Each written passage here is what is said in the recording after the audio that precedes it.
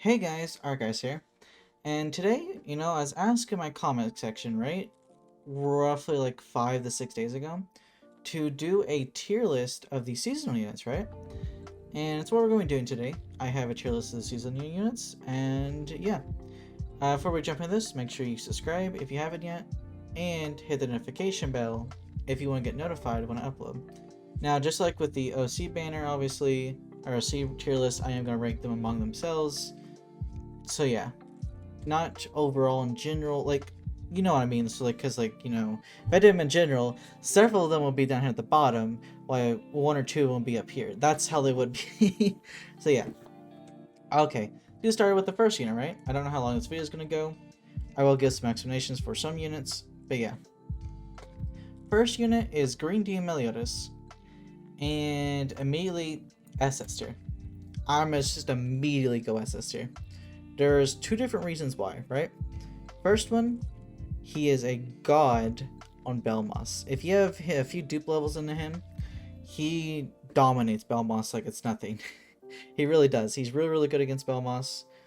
I'm gonna put him up there.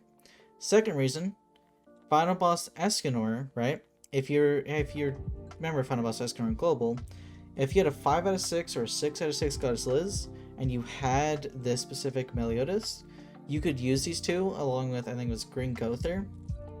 And then in the back you would also have I think it was Jude. Jude's the one. And you would just dominate, if you had some good RNG, right? Goodish RNG, you could just dominate Final Boss Escanor by doing reflect damage, right? He's really good for that.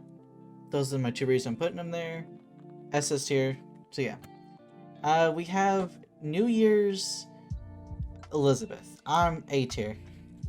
She's half decent, but I mean her kit's like half decent. Like she has like the kit there, but she doesn't perform well at all in any event. She has no use anywhere at all. And all honesty, I'm gonna put in B tier. Jericho, I'm gonna put in A tier specifically because she does have some use. Like if you go, she's really good in Red Demon.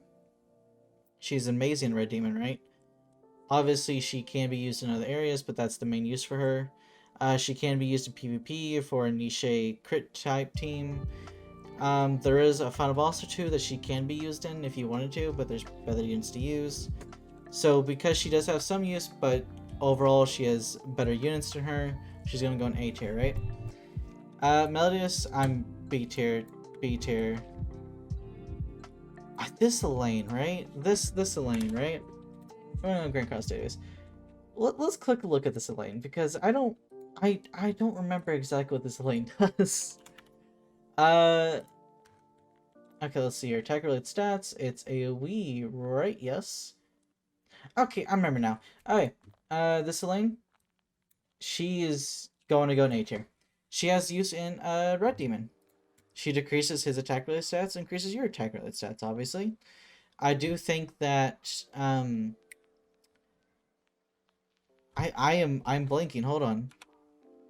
Easton. Blue Easton is better than her. Obviously, if she takes damage, she decreases everyone's defense related stats. She is pretty good. If you do have her, she is a natural practical use in Red Demon. But I do think Blue Easton is better than her, so I'm gonna put her in A tier, right? Because she can be used, but there are, in my opinion, better units than her, right? We have Green Roxy, which I'm gonna put in S tier. She is a phenomenal PvE unit. She is a phenomenal PvP unit. I think she deserves S tier, right? The only reason she's not SS is because there are other units you can use besides her, and in PvP she does currently get destroyed very, very easily. Red Elaine, she has use in Crimson Demon. Obviously, I think I'm gonna put all the druids and Elaine up here in A tier. And honestly, I'm gonna put them in S tier. For one good reason, costume materials. Costume materials is a big issue and a big thing for free-to-play players because, especially like the Bond team, there are so many units you wouldn't use before or new units that you need for it, is that, it brings the example of you need a lot of costume material to upgrade your units for ungeared. And these units specifically, in each of their respective demons, if you have all their costumes, you do get an extra costume material, right? You get a guaranteed one at the end. So along with same with Blue Derriere, she gets a guaranteed costume material. Except hers is randomized, but yeah. Yeah. They have their uses, and their uses are very, very good. Blue Derriere, in all honesty, with how she is, she can be used in Red Demon as a main front. I use her in Red Demon. She when used in PvP, she's really good in PvP with her stance card and everything, right? And her costume set does actually provide, a costume material. I think that she deserves SS tier, in all honesty. Red DN, before I would probably put her in A tier, but currently I'm gonna put her in S tier for one good reason. And there's two reasons, right? Well, number one, she gives you an extra skip ticket, right? Number two, she helps provide with the giant team and the new guild boss, Belgius, I think his name is. Belgius is not too hard, but at the same time, you do need to have specific teams because of the fact that he limits what races you can use. And she is on the giant team. She's really good for that. She could, if we get better Giants units in the future, with how her passive is, she gives like 30% extra stats to Giants. She could be used as a Giant support in the future. We just need to get better Giant units out that they're not on the Salt Melita's team. So yeah. Green Gothar's my first god unit. There's not much explanation needs to be said there. Rank up is amazing. Passive is top tier. He has an ult control card. Ult control ultimate, he is very, very top tier. He is god tier in PvP. He's god tier in PvE. Multiple events use him. He's just a very, very good unit. There's not much need to be said past that. Blue Valenti, I'm going to put in A tier. She's really good for final boss bun. She's not required, but she does make it where it's auto easy, though you can use other units to beat it. Other than that, she has no real use at all, except for that one specific event. She has no use in PvP. She has no actual real team in PvP. And the only PvE event you see her in is Final Boss Spawn. She can be used in other areas, like there is some like a form of like the OC boss. And one of those you can use her there. Obviously, she can be used in Final Boss Escanor, though there are better units to use, right? So yeah, I'm gonna put her in A tier. Green Easton, I might go in A tier. Green Easton does have some use in PvP. She has honestly a godly kit that's top tier and amazing. She does get destroyed in very easily in PvP though. There's not much else to be said. She doesn't really have any use in PvE, unlike Green Roxy, so I think she's going to go in A tier instead of S tier. We have only 2 units left. One of them is Winged Laine. Winged Laine, I'm putting down here. She is... Oops, I hit my mic by accident. She is a support for the King team, though she's she's not good, she's not bad, she's average. She's a mediocre support for the King team that has no practical use on the actual battlefield itself, only in the back. She's also not even close to being meta.